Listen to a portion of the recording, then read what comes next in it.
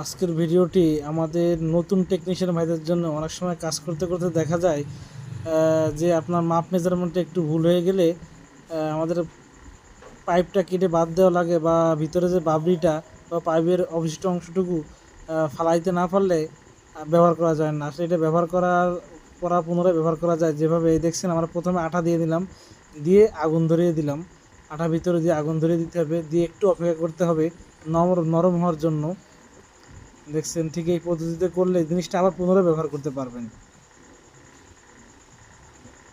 হালকা মানে আমার 20 সেকেন্ড থেকে 30 সেকেন্ড একটু আগুনটা জ্বলবে, তারপরে আগুনটা লিভিয়ে ফেলতে হবে।